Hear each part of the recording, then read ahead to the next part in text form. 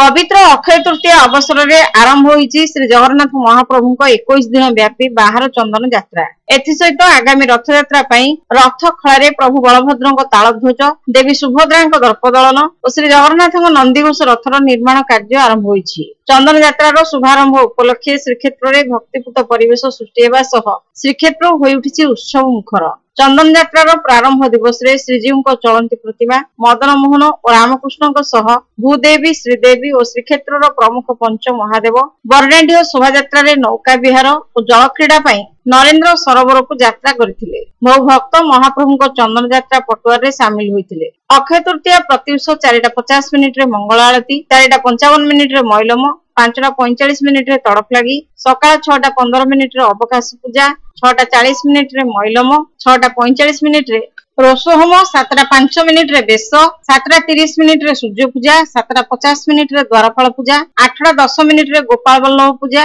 9:05 रे सकाळ धूप पूजा, 11:05 रे यात्रांगी महास्नान, 12:15 रे चंदन बेढ़ा, 1:15 रे खईकोरा भोग, 1:25 रु 2:05 मध्य सर्वांग, 2:50 रे बेश शेष, 3:30 रे घंट छता जात भोग और भोग मंडप, 3:40 रे प्रसाद लगी, 3:45 रे घंट छता जात भोग, मध्याह्न धूप पूजा, 5:10 रे नक्षत्र बंदापना पर 5:30 रे रथ आज्ञामाल विजे होइथिला और 5:30 रे रामकृष्ण पालिंकी और मदन मोहन जय विजय द्वार को विजे करथिले। जय विजय द्वार ठारे भोग बंदापना सारी रामकृष्ण लक्ष्मी और सरस्वती 5:45 रे विमान को विजे करथिले। एहा परे विमान उठिथिला। सुसज्जित मणि विमान रे मदन मोहन भूदेवी और श्रीदेवी विजे करथिबा बेले रामकृष्ण पालिंकी रे विजे होइथिले। एहा परे ठाकुर ठाकुराणी विभिन्न वाद्य ध्वनि और संकीर्तन मध्य नरेंद्र सरोवर अभिमुखे पटुआर रे जाइथिले। चंदन पटुआर रे आगे आगे भक्त माने विभिन्न रंगर बाना धरी चलीथिले।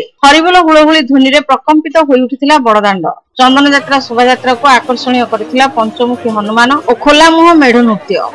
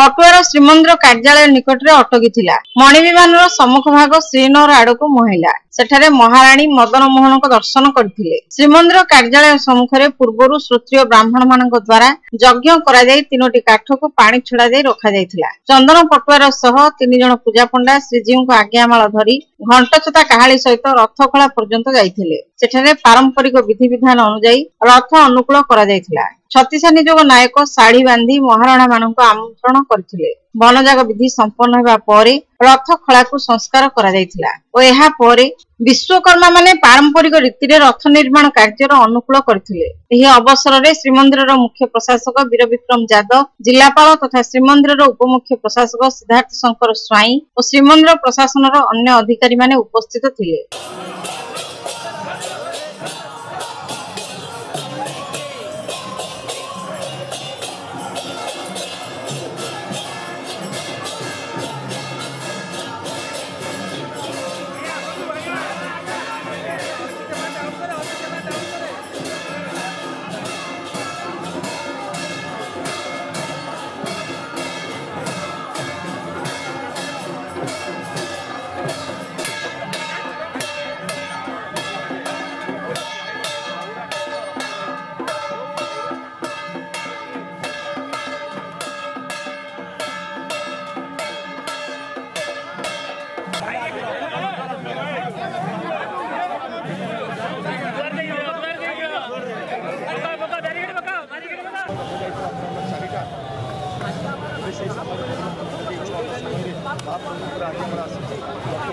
ठाकुर ठाकुराणी शोभा यात्रा रे नरेंद्र सरोवर को यात्रा करिवा बेले सुललित कंठरे भक्ति संगीत गान करा जायथिला। चंदन पटुआर देखिबा पई रास्तार उभय पार्श्व रे बहु भक्त समवेत होइथिले। ठाकुर मानक विभिन्न स्थान रे पंक्ति भोग करा जायथिला। विमान और पालिंकी चंदन चकड़ा रे पहुंचीबा परे ठाकुर मानक बिड़िया मणुही करा जायथिला। एहा परे ठाकुर ठाकुराणी चंद्रातप शोभित सुसज्जित नंदा और भद्रा चापरे विजय करी नौका विहार करथिले। चापर आगे आगे बजंत्री माने तेलिंगी वाद्य वादन करथिले। चाप खेल देखिबा पई नरेंद्र सरोवर चतुर्पार्श्व रे बहु भक्त समवेत होइथिले।